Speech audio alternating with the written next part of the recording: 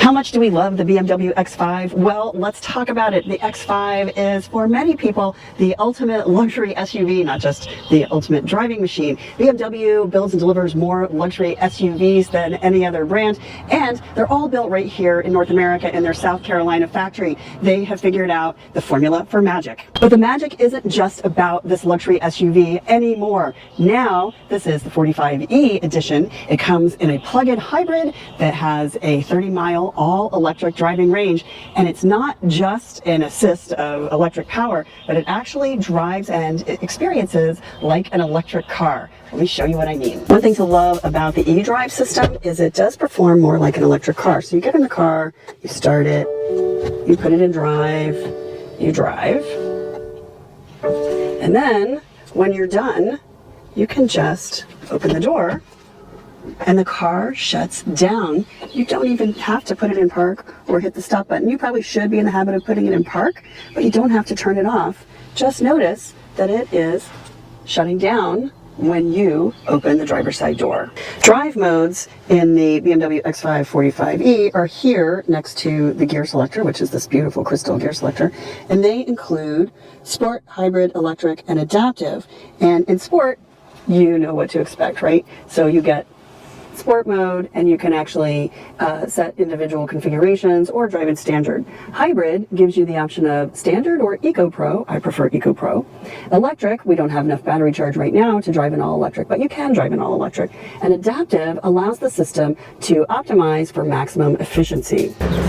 I really love this beautiful, elegant interior on the BMW X5. So it starts with this gorgeous oyster-colored, cream-colored upholstery. BMW has been a big proponent of the light-colored upholstery. Really love that. There are beautiful metal details here on the door panels and on the dashboard. There's this gorgeous Swarovski crystal on the gear selector, also on the iDrive, the stop-start button, and the radio button. The interior of the version that we're driving has this really beautiful crystal gear selector. So all you do is push this button and pull it back for drive, push it forward for reverse, which we can see there. We've got the reverse camera. And also notice when we put it in reverse that the side mirrors tilt down to allow us to see what's on the ground next to us. And then here next to the crystal gear selector, this is the crystal top stop button and the crystal topped iDrive dial, which I will say between the Hey BMW and I'm going to put this in park. Between Hey BMW voice activated assistance and the touch screen, I really don't use it. It's pretty, it looks nice, but so it gives you that choice. You can use it or not. Over here is where you have your drive settings, so Sport, Hybrid, Electric, or Adaptive, and then also auto hold. So you can see over here that the auto hold is functional. And actually, pro tip, turn that off when you go into the car wash, because once you've tapped the brake pretty solidly, the auto hold keeps the car from moving, and you have to turn that off to go into a parking lot, so into the car wash. Here's our parking brake downhill to set control, and then this actually allows you to adjust the height of the vehicle higher or lower. And then here, of course, are your screen settings, and I'm going to wave to you in that nice reflection there on the crystal topped iDrive dial. Under this really pretty panel here, you'll find a wireless phone charger, a little cubby, and a USB port. That's a standard USB port. And then, of course, the two cup holders and a 12-volt, which is actually kind of hidden. It's hard to see because of the gear selector. If you want a USB-C port, that's right here in this butterfly functioning center console. Small center console, it's kind of deep, so room for some things in here. And then, of course, there's your USB-C port, and there are two in the rear as well for backseat passengers.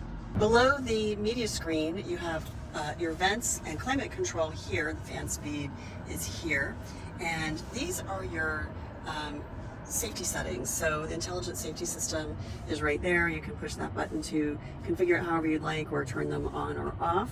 And I really like how it shows you what each system does. So if you configure the individual, you can see what that system does there.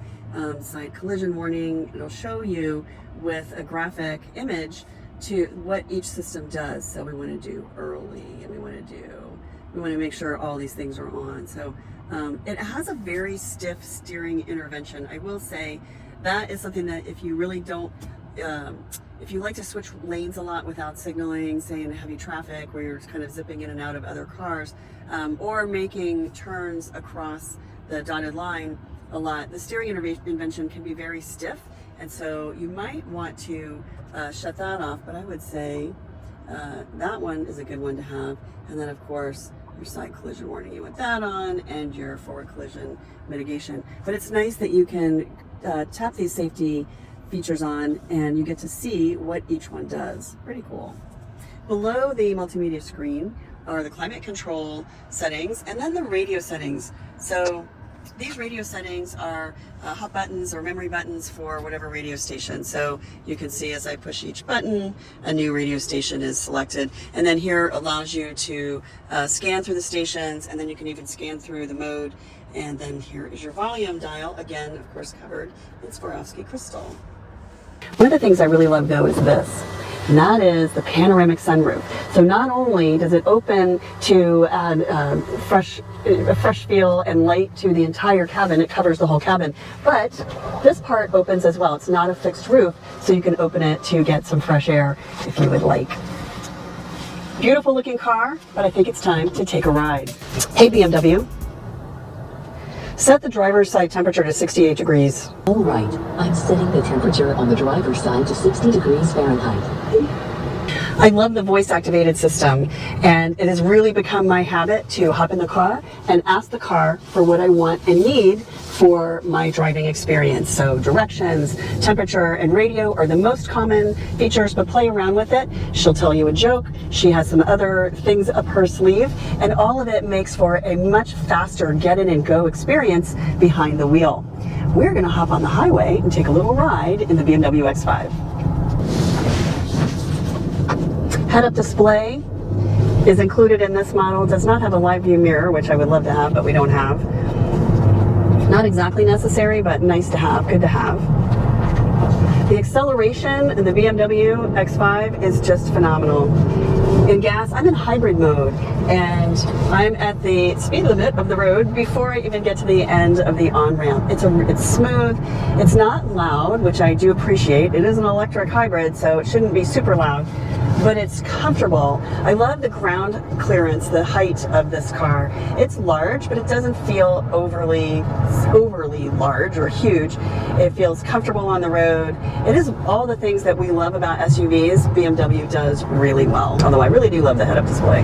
Reminds you of what the speed limit is and how fast you're going. Keeps you out of trouble. The BMW Drive Assist system is pretty cool. It is very insistent, giving you quite a lot of resistance if you're changing lanes without turning on your turn signal. So if you try to change lanes, you really have to push the car into that other lane if you don't have your turn signal on. The one function that's still a little clunky in BMWs is Apple CarPlay integration. So it's pretty good. It is wireless, so all you have to do is connect to the car's Bluetooth and you get wireless Apple CarPlay. But if you disconnect or you connect your Bluetooth to something else while you're in the car, you have to reconnect to Bluetooth, and you can't do that while you're driving. So it's a little awkward. I find that half the time I just operate without it. It's got a great navigation. It's got head-up display that displays your navigation from the car, not from the Apple CarPlay. So I appreciate that. You can see the drive mode that you're in right here. And here is your battery charge. You can see we are on 0, but we still have fuel. And this is BMW's driver assist system here. So it's monitoring the driver's eyes and posture, monitoring to make sure that you're safe for driving.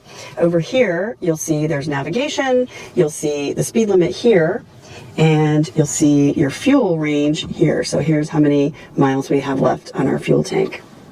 And here, it shows that this is eDrive. Another detail that I really like on this multimedia system is this little guy here. So I can pull this menu down, and I've got a variety of things. I can turn off my screen, I can put it in valet mode, but I can also find my recent destinations, and I can adjust my main menu so I can edit my screen settings. So right now, driving data is what's here, but I don't want that. So I'm going to add a new widget, and I want to add route preview.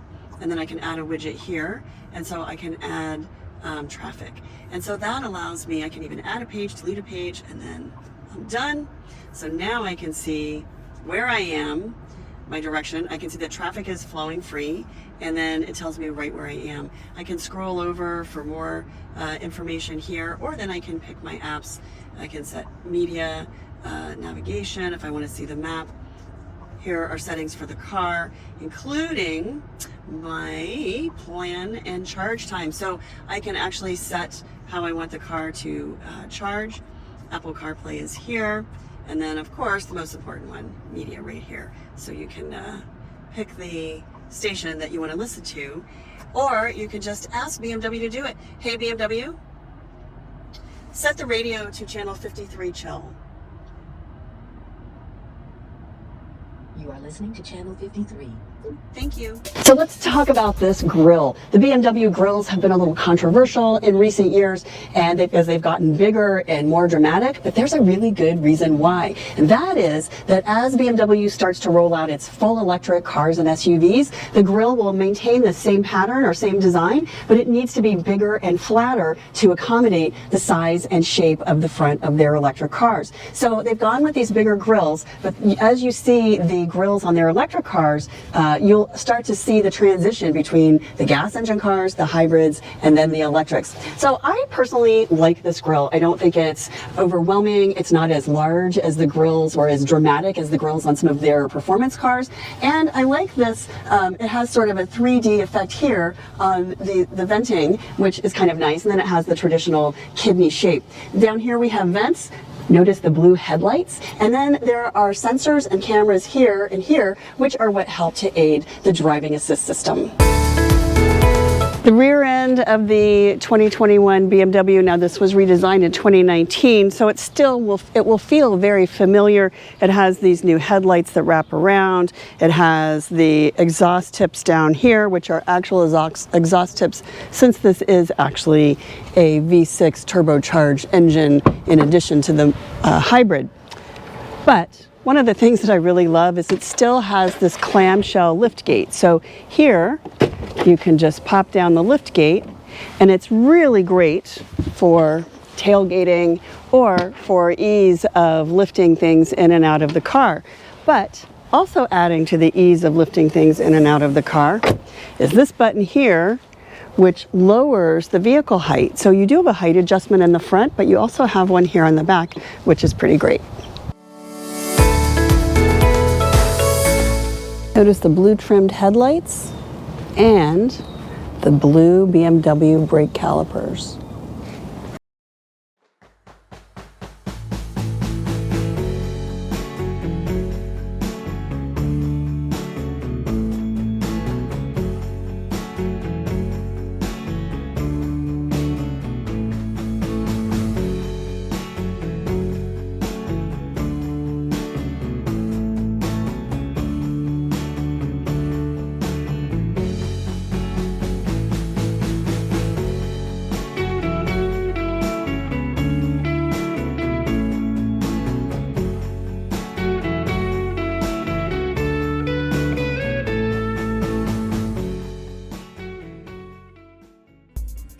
We're in hybrid mode, so you don't hear the loud motor, but away we go.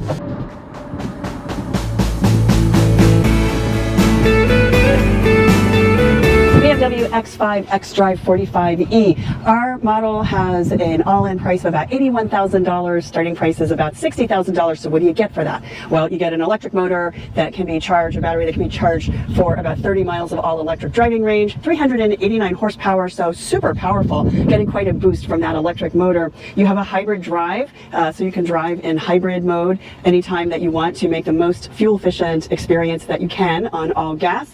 And then you get the drive experience that will teach you how to really appreciate and understand what electric driving is all about. So when you're ready to make that leap, you'll feel comfortable doing it. The xDrive45e represents a big step in BMW's march towards electrification. In the next few years, we'll see more and more EVs rolling out from BMW. But in the meantime, this is a really good alternative that'll keep you away from the gas station as long as you plug in regularly, but still give you the BMW experience that you're looking for.